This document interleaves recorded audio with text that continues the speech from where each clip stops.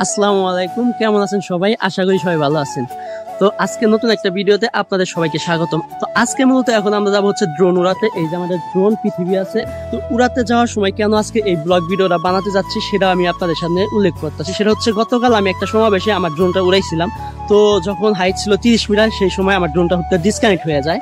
তো ডিসকানেক্ট হয়ে যাওয়ার পর আমি যে কোনোভাবে আবার ড্রোনটা কানেক্ট করছি, কিন্তু ওই যে ডিসকানেক্ট হয়েছিল ওই সময় কিন্তু ড্রোনটা অনেক হাইটে উঠে গেছিল। তো এমন হইতে পারতো যদি আমি কানেক্ট না করতে পারতাম, হয়তো ড্রোনটা ফিরে আনতে পারতাম না। কিন্তু যে কোনোভাবে আল্লাহর রহমতে ড্রোনটা আমি আবার ফিরে আনতে পারছি।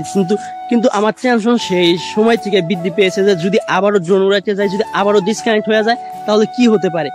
তো তারপরে আমি আর ড্রোন ফ্লাই করি নাই, আজকে প্রথম ফ্লাই করতে যাচ্ছি। তারপরে তো দেখা যাক আজকে কি হয়। ওই যে পৃথিবীর কাছে ড্রোন আছে, আমরা একটা জমির ধারে যাইতেছি যাতে কোনো প্রকার রিস্ক না হয়। তো এই রিস্ক ফ্রির জন্য মূলত আমরা এই পাশে আসছি। তো ড্রোনের সাথে রিমোট কন্ট্রোল যখন হারিয়ে গেছিল, তারপর আমি আর ফ্লাই করি নাই, এটা আজকে প্রথম বাইর করতেছি। তারপর যে দেখি আজকে কি হয়।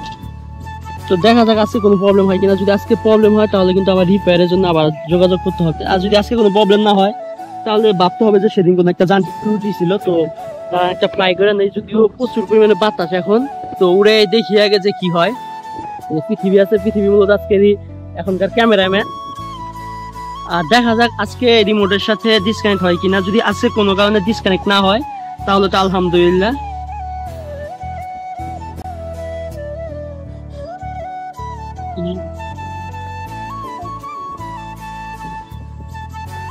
তো আজকে মূলত ডিজে যে অ্যাপসটা আছে ওই অ্যাপসটা নতুন করে ইনস্টল দিছি, যেহেতু সেদিনকে প্রবলেম হয়েছিল। ভাবছি হয়তো সেদিনকে যে অনেক দিন ধরে ইউজ করতেছি, আপডেট দেওয়া হয় না, হয়তো তার জন্য হতে পারে এই প্রবলেমটা। তার জন্য মূলত অ্যাপসটা আপডেট দিছি। তো আপডেট দিয়ে সবকিছু আবার নতুন করে সেট আপ করছি। তো সেট আপ করার পর দেখি আজকে কি হয়। এই হচ্ছে আমাদের রিমোট, এই হচ্ছে ড্রোন। তো ড্রোনটা এখানে রাখি। তো এই হচ্ছে আমাদের ড্রোন, এই হচ্ছে রিমোট। তো এখন ফ্লাই করব, দেখা যাক সেদিনকার মতো কোনো প্রবলেম হয় কিনা। যদি একটা খোলা মাঠে আছি, হোম পয়েন্ট আপডেট দিয়ে নিলে আশা করি যে কোনো প্রবলেম হবো না। কিন্তু তারপরে ভয় তো একটা কাজ করেই, যেহেতু সেদিনকে প্রবলেম হয়েছিল। সাধারণত আমার ড্রোনের পর্যন্ত এরকম প্রবলেম হয় নাই, সেদিনই প্রথম। তো দেখা যাক আজকে কি হয়। তো ফাইনালি ফ্লাই করতে যাচ্ছি। বিসমিল্লাহ।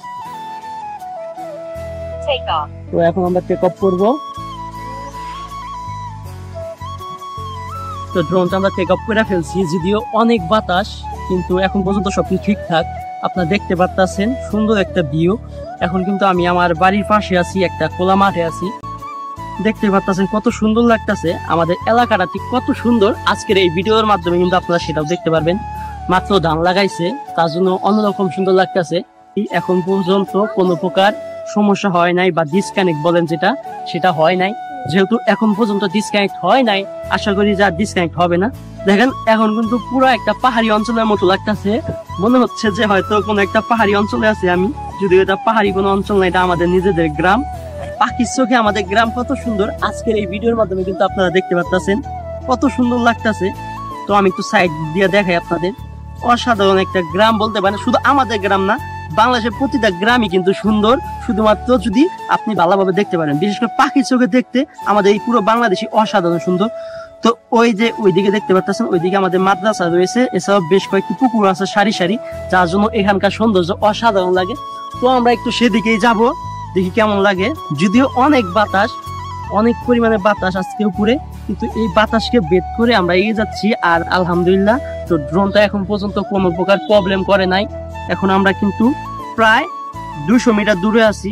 তো এই হচ্ছে আমাদের মাদ্রাসা, কত সুন্দর লাগতেছে আপনারা দেখেন। তো এই মাদ্রাসা থেকে একটু আমি পিছনের দিকে আসবো। আর এখানে খোলা মাঠ বা ফসলি জমি সবকিছু মিলে কিন্তু অসাধারণ একটা ভিউ। আর সব থেকে যে বিষয়টা বেশি ভালো লাগতেছে সেটা হচ্ছে এখন পর্যন্ত আমার ড্রোন কিন্তু কোনো প্রকার প্রবলেম হয় নাই। আমি অনেক বেশি চিন্তিত ছিলাম, কারণ সেদিন যেভাবে ডিসকানেক্ট হয়েছিল ওইভাবে ডিসকানেক্ট হইলে হয়তো যে কোনো সময় যে কোনো ধরনের বড় বিপদ হয়ে যেতে পারে। আর আমাদের এই এলাকাটা আপনাদের সামনে তুলে ধরার চেষ্টা করতেছি এই আজকের এই ভিডিওর মাধ্যমে। তো আজকের এই ভিডিওর মাধ্যমে মূলত আমি আমার ড্রোনটাও পরীক্ষা করতে পারলাম, পাশাপাশি আমাদের এই এলাকার যে সৌন্দর্য, প্রাকৃতিক সৌন্দর্য, সেগুলোও কিন্তু আপনাদের সামনে তুলে ধরার চেষ্টা করলাম, বা আপনাদের সামনে তুলে ধরলাম। আর জানি না আপনাদের কাছে কেমন লাগবে। তো এই হচ্ছে আমাদের এলাকা।